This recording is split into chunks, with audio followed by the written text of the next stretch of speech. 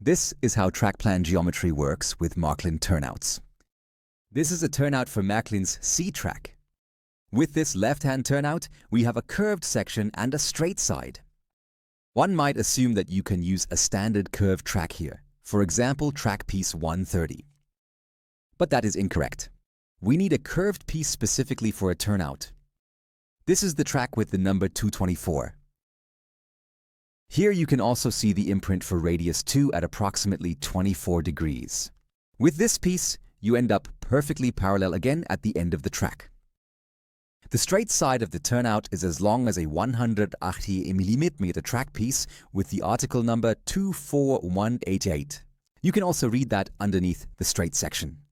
However, if you want to come out parallel again here, this piece is too long. The C-Track does tolerate a few mistakes, but it can also be done perfectly. And that's simply with the matching track piece, which has the number 172.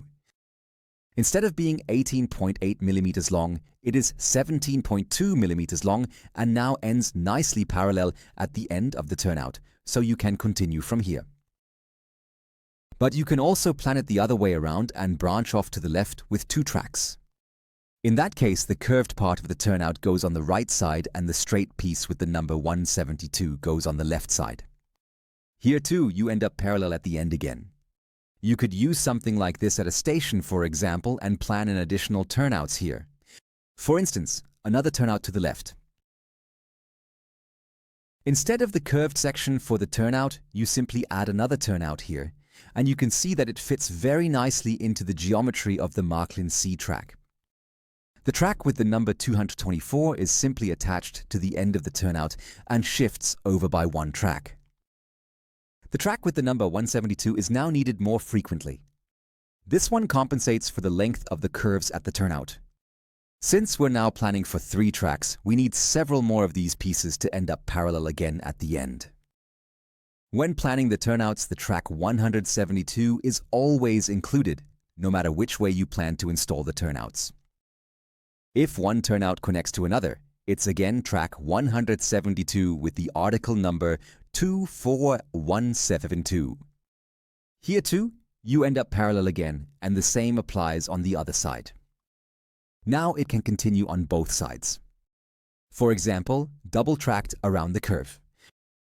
For that, we need track 130 with the article number 24130 on the inner radius, here radius 1. However, not on the outer side of the curve. The track is bent the wrong way for that. Here we need article number 24230, so also a curve, but with the number 230. That's a curve with radius 2, and it fits perfectly again, so you end up parallel here as well and can continue building. And this way, you can create some really great scenarios for the model railway. A station or a maintenance yard, for example, or a branch line. The combination of tracks is basically always the same, no matter where the track leads. In the end, it's helpful for planning to always stick to the geometry. Especially if you want to install special switches like the 3-way switch. Here too, the exact same principle applies, and you end up parallel again where you intended to come out.